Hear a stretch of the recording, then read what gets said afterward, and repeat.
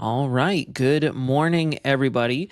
News 6 meteorologist David Nazario back at the helm for this wonderful Monday morning. Potentially final tropical update, to tell you the truth. We have had the dissipation of what was once Tropical Storm Sara, was poised to try to become Hurricane Sara, but thankfully it never had the opportunity to do so. It didn't have a chance to exploit the fairly decent conditions down there in the Caribbean Sea before scraping up against the coastline of Nicaragua, Honduras, and then crashing ashore into Belize approximately 24 hours ago. I want to go ahead and wish everybody in the chat a wonderful Monday morning. Good morning. It's great to see everybody. We're going to rock right in with some really good news, to tell you the truth, especially for those of you who are pretty sick and tired of the hurricane season, to tell you the truth. So this is a look at the broad scale perspective. This is our tropical water vapor satellite shot, and you can see right over top the southeast and Florida peninsula, we have all that abundant dry air. That's exactly why we have clear skies out there, especially for those of you who live in the Central Florida viewing area. We have pretty spectacular weather that's expected to continue through today and tomorrow before a very vigorous frontal system comes in from over the southern central plains, begins to scoop up what's left of Sara out there on the game board. I'll go ahead and draw that in. So Sara's hanging out right here. I should say the remnants thereof. National Hurricane Center, per the 4 o'clock advisory, has officially murked the system. It is no longer with us. Sara has gone bon voyage and will likely return at one point in time, because I don't think the damage, let alone the intensity of the tropical storm, will warrant a retirement of the name. So I'm pretty sure we will see Sara lurking once again, Lord willing, if we are all still here over the next several years. I believe 5 years from now is when we'll see her make a return. Here's a look at the remnants. This is our final advisory issued at 4 o'clock in the morning. This morning from National Hurricane Center, you can see central pressure up to 1,005 millibars. Max sustained winds in the center still at around 30 miles an hour. You know, this is still a low pressure system, but you try to find it on the satellite imagery and there's just nothing left. This thing has been ripped apart from the bottom up as it made its way through Central America, Belize, parts of El Salvador, through the Yucatan Peninsula, Mexico, and now finally exiting into the Bay of Campeche. There really is no discernible low-level circulation anymore. Sara is pretty much done, and as that frontal system comes down off of the United States, especially into the Gulf of Mexico, it's really going to activate a lot of that mid to high-end shear in the atmosphere, and that's going to prevent anything from trying to remanifest itself or rebuild itself, like some of us have been speculating out there. I've seen a lot of posts on social media that there are still some folks giving this a vote of confidence that this might become a tropical storm again, let alone a hurricane. And I'm here to tell y'all that's definitely not going to happen. This thing's going to be so wrapped up and absorbed by the upcoming front and trough, wind shear, cold temps, there's going to be nothing left. We might get a little bit of a stirring of the pot effect, to where we could see a flare-up of thunderstorms along the leading edge of that cold air mass. And the main reason being is we have a pretty weird blob of tropical moisture here, tropical warmth. Remember, tropical cyclones, even as they dissipate, are still warm core in nature. They're all warm. So as you have a large piece of cool air running right up against it, what that's going to do is kind of scoop it up like a shovel, and it's going to create a lot of that forced thunderstorm, that rapid lift along the leading edge, the nose of high pressure being the movement of that cold mass. So this is it. We don't have a cone for Sara anymore. Sara is no more. That's it. So we're all said and done with that. And I also want to pull this up as well. We're all very familiar with this, and I'll fade myself out so we can get a closer look. This is kind of why the title of the live stream is the way that it is. So you can see that there is still just a little bit of something right here, maybe like a 10-20% shot at some kind of tropical probability. What the European model is showing us there are the remnants of Sara. They're still somewhat tropical in their characteristic naturally. So as a result, it's going to show up on the European ensembles. But as I quickly roll through time, you'll notice right away that that signal completely drops. And then take a look at this. We got nothing. Nothing. And this is out till the last week of, let me go ahead and delete the telestration there, the illustration. This is out through Thanksgiving week. So this is not our current Monday. This is next Monday. The next 7 days, we have absolutely no signal for tropical activity. Yeah, I know, some people try to make a case for this thing down here, this little almost goldfish looking thing. There's the dorsal fin, there's the tail fin. For those of you who want to use a little bit of imagination on this Monday morning, there is, a something, a little whisper, a faint glimmer, if you want to put it that way. That's like a 5, we'll say a 1 to 5% out of 100 that might try to do something. And I'm not even going to really be paying any attention to it. We're putting out an article today on clickorlando.com if you'd like to check that out, saying ta-ta to the tropics.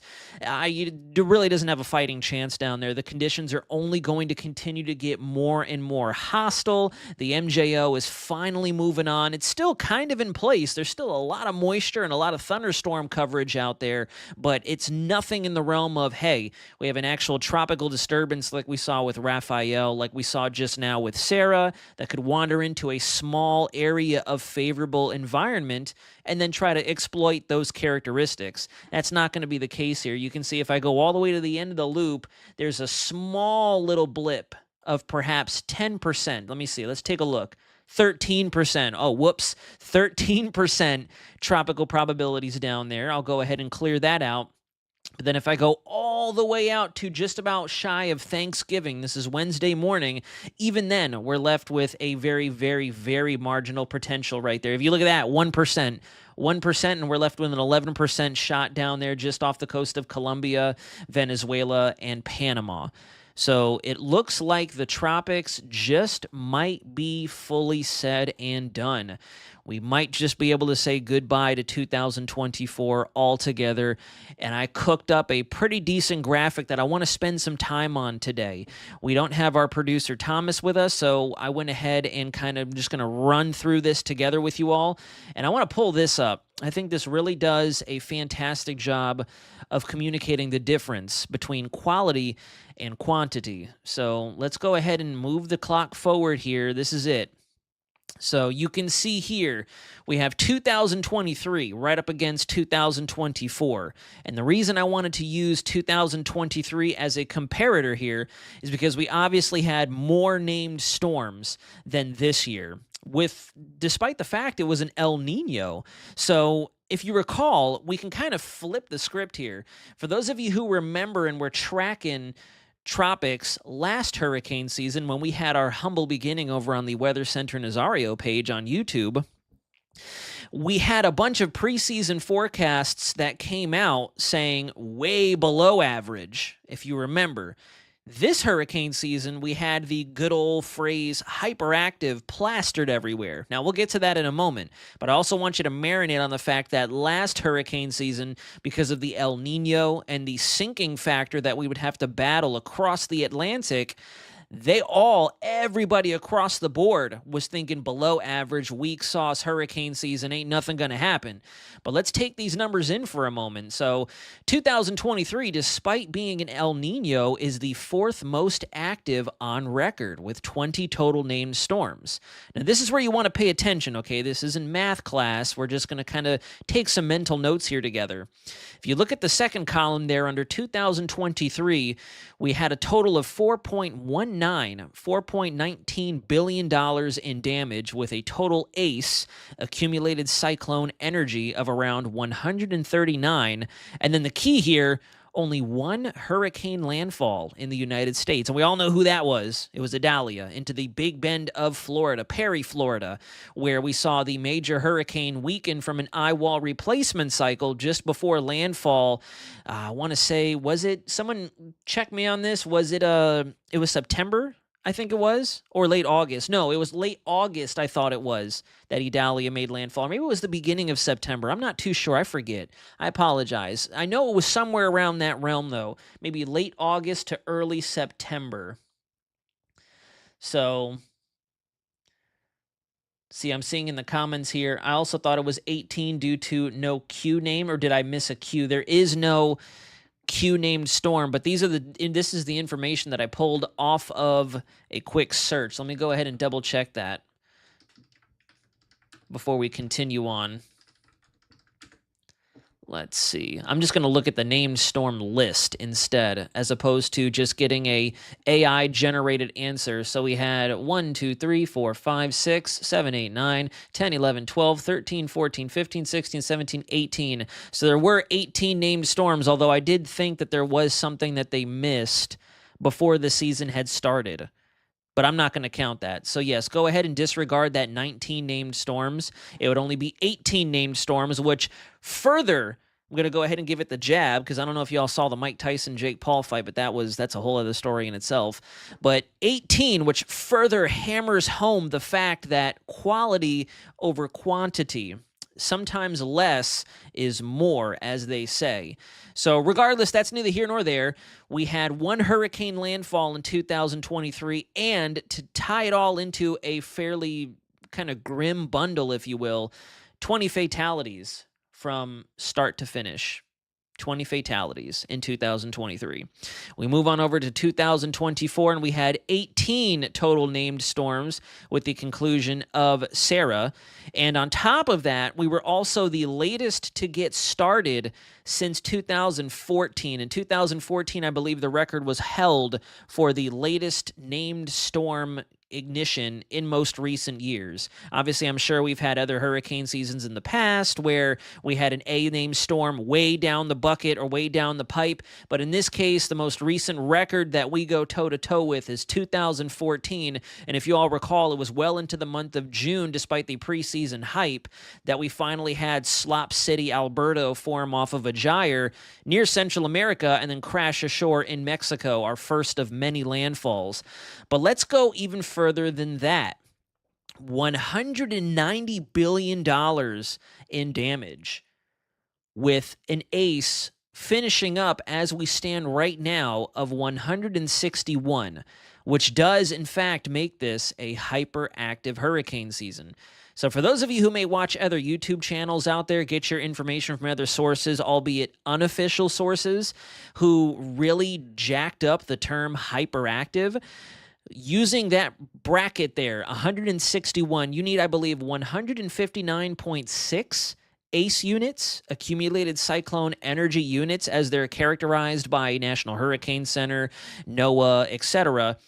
You need to exceed that threshold to go hyperactive for an entire hurricane season. And even though we had a lot of folks on the different YouTube channels, my own channel as well, coming in saying, hey, it's over. It's a bust. We're done. It's cooked.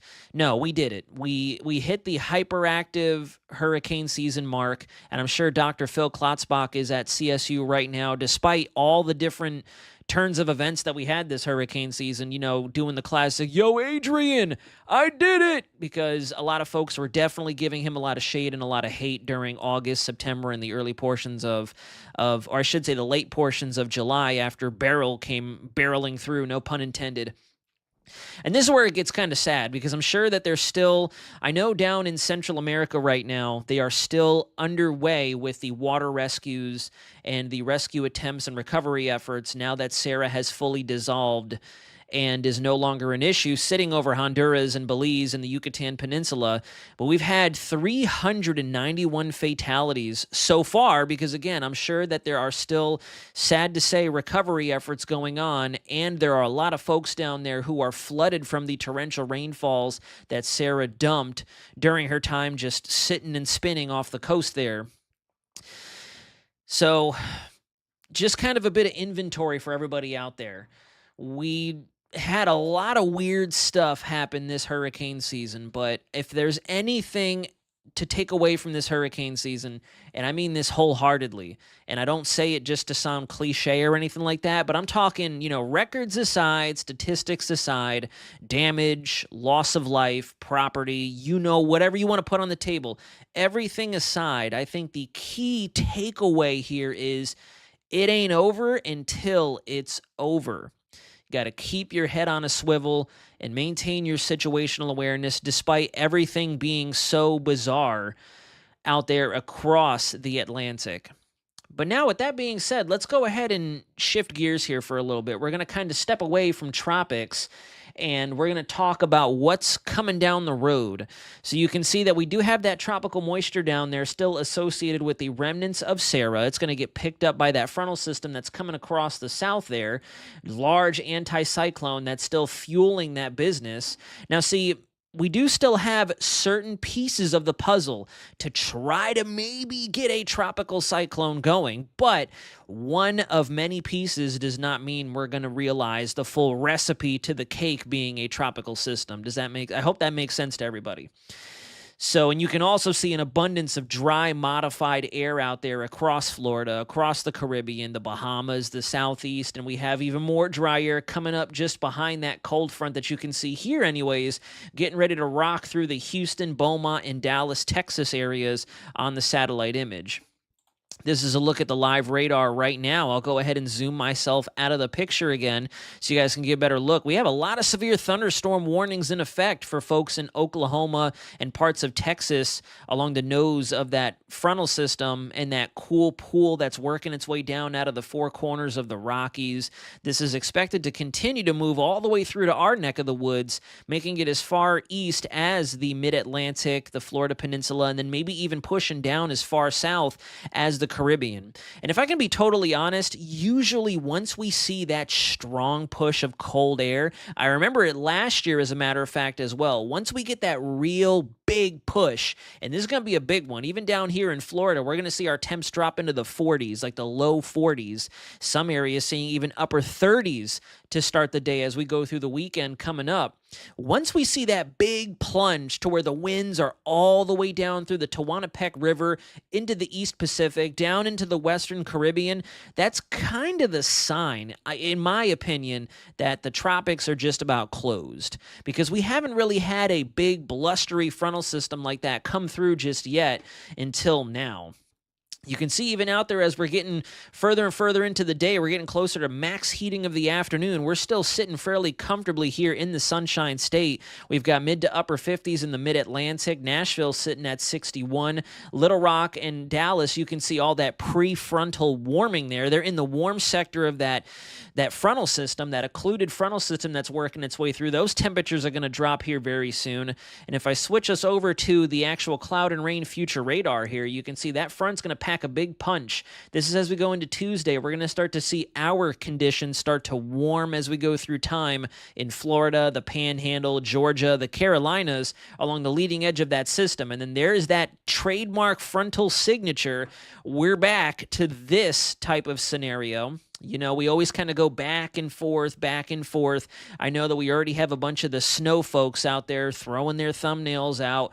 Big snow coming, here we go. And, you know, I'm not excited about that, to tell you the truth. But it is what it is. That's social media for you. And you can see as we go into Wednesday, that's when things are going to get fairly sporty here. For the rest of the southeast United States, that big old red L there is going to be what's left of Sara now entrained within that frontal system. And that's going to help to increase not only our rain chances altogether. Everyone's going to get a little bit of rain probably on Wednesday, but this is also going to increase the likelihood we see pockets of very heavy rain and maybe some isolated thunderstorm activity as well. Some snap, crackle, pops of the lightning going on in the thunder out there. You can see it's also going to get fairly windy, too. Look at that rip and low-level jet right there. You can see it plain as day. These are our surface winds, and you can see them due out of the south right through Houston. New Orleans beginning to get in on the action of the winds. Little Rock also seeing it in Dallas, gusting upwards of tropical depression strength to give you a fairly, you know, I guess, what's the word I'm looking for?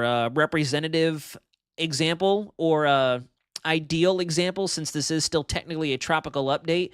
And then watch as we go through time here. You can see how these winds are just going to continue to increase. Look at that small little spin down there as well. I'm pointing, but I can go ahead and use my pen tool. Look at that little thing right there. little broad L shape right there. That's going to be what's left of Sara, still technically making its landfall and its presence known here in Florida, albeit not as a major hurricane, which is excellent news. But we're still going to feel something from Sara as it slams through the peninsula of Florida, up in our rain chances, maybe producing some urban flooding, roadway ponding as well, thanks to the heavy bouts of rainfall that are going to come through. And yeah, so Sara's still on its way. We're going to see some pretty decent rainfall with it, and then our temps are definitely going to drop. And I mean drop. Like I said, we're going to be seeing all kinds of below freezing temps for many to the north of us, beyond or behind that front as that cool air really sweeps in. And then down here in Florida, we are in for a pretty incredible weekend in store, which I'm actually excited about. I was hit hard by some kind of a bug. I think my body just kind of shut down on me over the weekend. On Friday, I was out. My car died on me in the middle of driving. I think the alternator is down on that, which is a pain in the rear end. And then to top it all off, after pushing that thing with everything I got out of the road, and on top of that, being low on sleep, ridiculous leg workout, just before that, I think my central nervous system was like, you're done, bro. You're cooked. And I got 103 fever. My whole entire body hurt. I was stiff and just bedridden for almost 48 hours, but we're back. Still recovering. I still don't feel like I'm at 100%. I don't have too much of an appetite just yet, but anyways, I'm not going to ramble on about my personal up-and-comings. Just send some positive vibes if you don't mind. But with all that being said, that's it. Let's go ahead and open up the forum to some questions, see if we have any questions in here. If not, we'll kind of go ahead and call it good, and I will start to prepare for our Take 6 over on the new 6 Plus app. Yeah, Daddy Shark, Slop City, Alberta. We had a couple of those this year. Yes, Retro Nook over on Just Weather, I completely agree. It does matter for us down here in the TBA, later back-weighted seasons, just kick up our chances of a landfall. I do agree, yes, definitely. Obviously, as we get further and further into time, October and November, that's usually when we have a risk of seeing a more southeast, east coast landfall for developing tropical cyclones. Oh gosh, April Claremont on Just Weather. I hope that your surgery goes really good. I hope the surgery goes fantastic. Let me not say really good. This is fantastic. Flawlessly. Go with God and enjoy the process. Come out of it unscathed. Jay, for real, finally almost time for that sunny day forecast from you and Kagas. Jonathan Kagas should be back. He's taken another bout of leave time away from the studio. And yeah, hopefully, Lord willing, we'll be able to provide you with nothing but, hey, clear skies, clear blue 42, high pressure, and we are all good in the world. Key West is probably going to be dipping down in the 40s and surfacing, or I should say maxing out in the day in the maybe upper 60s, low 70s. Probably the low 70s because you're right up against the water, so we're probably not going to see as much of that cold air bleed over as into, like the interior portions of Florida, northern Florida. But generally, you're still going to notice it. This is going to be a pretty big whopper of a cold front, the biggest one so far this season, which is great.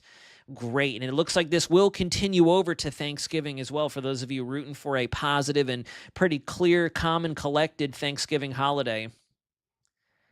Yes, April, I agree with Daddy Shark completely. We are rooting for you. You got this. You're going to come out of it even stronger. Everything's going to be A-okay. But all right, it looks like we don't have very many questions, folks, so I will go ahead and wrap up the live stream. Thank you so much for being such a spectacular audience. We kind of did it off the cuff, off the rip today with no scheduled break. Tomorrow we'll likely be back to the break schedule so we can get over to our new 6 Plus viewers as well. But regardless, hope you enjoyed the stream. Hope you enjoyed all this good news, to tell you the truth, because, we had nothing doom and gloom to talk about today. Probably why we have such an intimate group in here today. Hopefully the hurricane season is over with. As we saw with Sara, things can change at the drop of a hat. And obviously, we're still going to keep an eye on the long-range charts to see if there is a semblance of some kind of reawakening from this slumber. But from where we stand right now, I would honestly wholeheartedly say, based on everything that I've looked at, from the big picture all the way down to the most localized of phenomena, I think it's over. I think we're done. I think Sara was it, and I think we can finally take inventory and send this thing off like a message in a bottle and start to look out for 2025. Not really start to look out, but you know what I mean. Just kind of, ponder on that. And I know Jonathan and I are not only going to be starting a podcast very soon, but we'll also be starting to slowly but surely do a hot wash of this hurricane season, as well as we're going to slowly, okay? It's going to be a little painful, going to get some hair on it, but we're not going to just rip the Band-Aid off right away. It's going to be a slow process. Starting to discuss what 2025 looks like, since our El Nino La Nina oscillation is going to be a little wonky, to tell you the truth. We're not going to stay in a La Nina. We might actually bounce back to a cool neutral, flat out neutral, just in time for next hurricane season, which, as we all know, could mean a thing or two. So we'll talk all about that at a later point in time. But folks, I hope you have a great rest of your Monday. I hope you had a much better weekend than I did. And thoughts and prayers over to April, as well as anybody else out there who may have had a bit of a difficult weekend prior to. We're all going to start this week on a high note and keep rocking with not only the crystal clear weather that will be on the horizon, but then hopefully the even better news is we get deeper and deeper into the holiday season, and we can put the 2024 Atlantic hurricane season as far to the back of our memories as possible. We'll see you again tomorrow, folks. This is the Digital Weather Center signing out.